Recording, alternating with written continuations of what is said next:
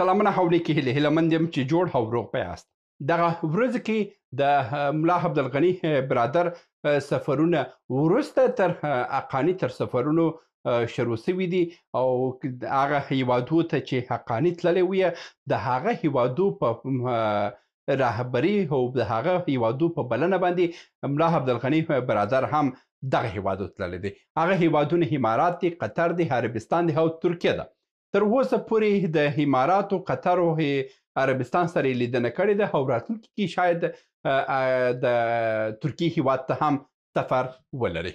نن پر دغه موضوع باندې خبرې کوم چې موضوع څه ده، ولې اوسني حاکمان ټول په سفرونو باندې اخته دي، ولې دوی ټول په یو مصروفیت باندې اخته دي. که تاسو لیدلي اوسئ د دوی استخباراتو مشر هم په سفر باندې بوخت دی، په سفرونو باندې بوخت دی. د دوی د اقتصادي شورا رئیس او د کورنۍ چارو وزیر او خپل دفاع وزیر او د ټول کوم جګپوړي چارواکي چې دي دا ټوله په مصروفه دي، ټوله سفرونه لري، ټوله په یو مصروفیت کې اخته دي.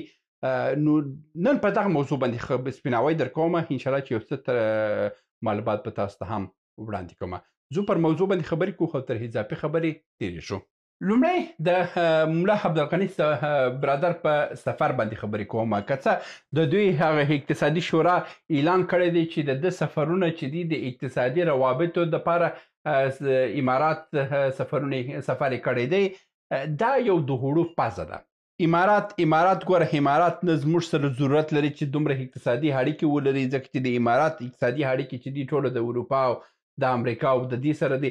موږ بیچارهکیان څو لرو؟ 2 میلیارده ډالر سر تر پایه کلنی عاید مو دی. په دې 2 میلیارد 3 میلیارده ډالر باندې موږ به څه امارات ته ورکوو؟ امارات چې یوازې د یو اماراتو د شرکت هغه هوایي شرکت د کاله 50 میلیارده ډالر پیدا کوي. موږ 2 میلیارده ډالر څه دي چې موږ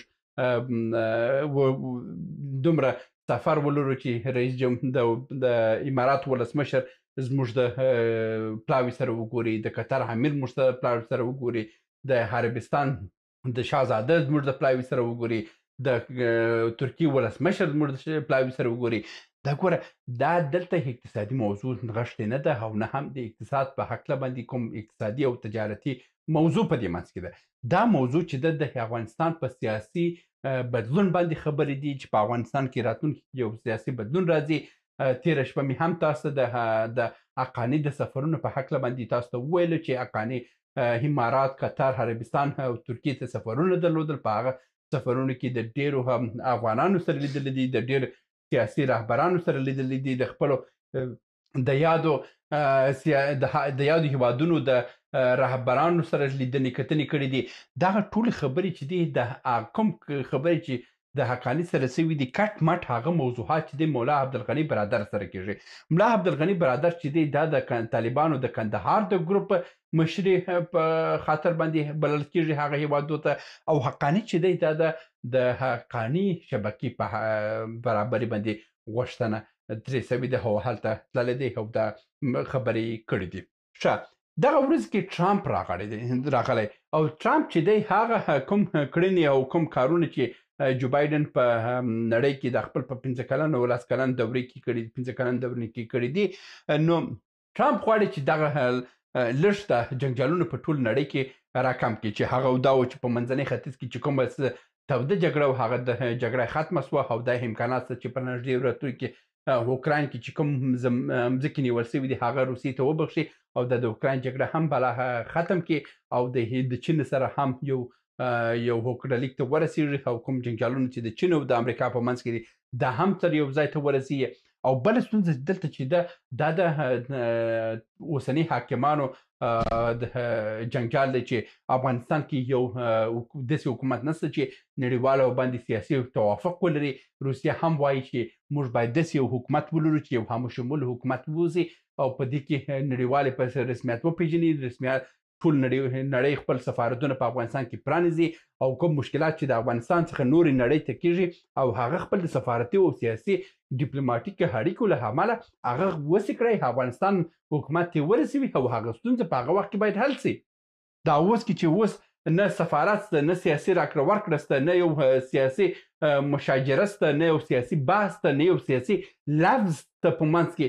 هیڅ خبره نشته چې یو څوک غوښتنه وکړي د دې خوا حزب الله مجاهد په تلویزیون کې ناست چې موږ آزاد یو، موږ دا ستا خبرې نه منو، موږ دا او دا او دا موضوعات چې دي دا به د نړیوال ته ډېر زړه بژنونکي دي او خپله روسیه هم ترې تنګ راغلې ده. روسیې څومره د وړاندې ویلو چې موږ دا د رسمیته د طالبانو د تورستي لست څخه باسو، مګر دا دی اوس نه باسي. پوهېږي چې د حالات کړکېچن دی او د حالات تریخ دی.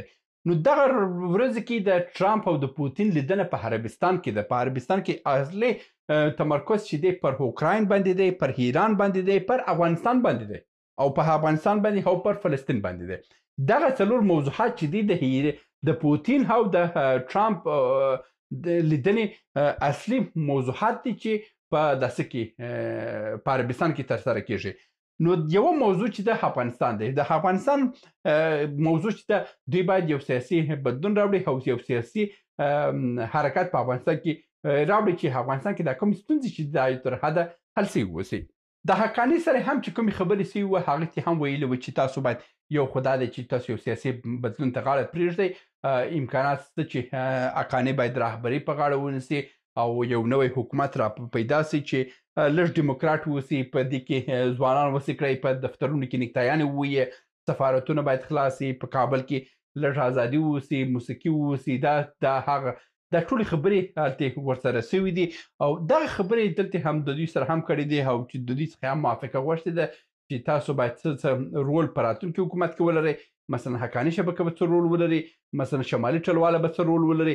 دغه رول باندې خبرې سوي دي او په دې سفر کې دا موضوع تر ډیره روښانه سوې ده او امکان د دې شته چې په راتلونکي یو څو میاشتې کې موږ په افغانستان کې یو سیاسي بدلون ووینو او دغه سیاسي بدلون د اوس دپاره په نړۍ دپاره هم ضرورت پېښ شوی دی، د افغانستان دپاره هم ضرورت پېښ شوی دی، ځکه چې افغانان هم په یو نامشخصه راتلونکي په لور روان دي چې هیڅ معلوم نه دی چې موږ راتلونکي څه کېږي، موږ باید په کوم لوري ولاړ شو. زموږ په هر هیواد کې افغانان همدا اوس بې سرپرسته دي، نه یې پاسپورت منل کېږي، نه یې ویزه منل کېږي، نه یې تذکره منل کېږي، هره ورځ یې بې عزته کېږي، هېڅوک یې پوښتنه نه کوي. نو د همدې امله د دغه سفر موخه همدا ده چې په افغانستان کې یو سیاسي تغیر راځي. دا د حقاني د سفر سره مستقیمه تړلې موضوع ده او امارات، قطر، عربستان او ترکیې ته سفرونه لري. د هغه نه وروسته د ایران ته هم خپل سفرونه لري. ایران ته فکر کوم بیخي دغه مخکې تر اماراتو ایران ته تللی و چې هلته چابهار هم کتلی وي او د هغه نه وروسته داسې تللی و. نو دغه ټوله بدلونونه چې دي عربان چې دي، عربان څه شي غواړي؟ عربان غواړي چې د ایران سره خپل تعلقات باید تاسو ضعیفه کړئ او پر ایران باندې اقتصادي فشارونه راسي. عربستان هم همدا غوښتنه لري، قطر هم همدا غوښتنه لري او روسیه چې روسیه وایي چې نه، ته یو نرم حکومت را میده کړه، را جوړ کړه چې د ستونزې په نړۍ کې چې ستاسو د خوا جوړیږي موږ وسو کړئ، تاسو سره اړیکې ونیسو او یو سیاسي تعامل راته پیدا سي. نو دا د چین او د روسیې غوښتنې دي او د عربانو غوښتنې بیا دا دي چې پر ایران باندې چې کوم فشارونه موږ د دې خوا واردوو، تاسو هم هلته د تیلو خرید کم کړئ، د کوم واردات او صادرات چې دي دا پر ایران باندې کم کړئ تر څو وسې کړئ دوی په یو ډول باندې پر ایران باندې خپل فشارونه رامنځته کړي. دا و د نن ورځې موضوع. هیله مند یم چې تر دې یو څه مترلاسه کړي اوسئ. تر بیا هم په الله سپارم. ښې چارې. سلامونه. موږ ډېر موضوعات جوړ کړي دي. که سیاسي موضوعات غواړئ ووینئ نو دلته کلیک کړئ او که غواړئ اقتصادي موضوعات وګورئ نو دلته کلیک کړئ او که غواړئ چې د تل لپاره راسره واوسئ نو دلته کلیک کړئ او چینل سبسکرایب کړئ. مننه.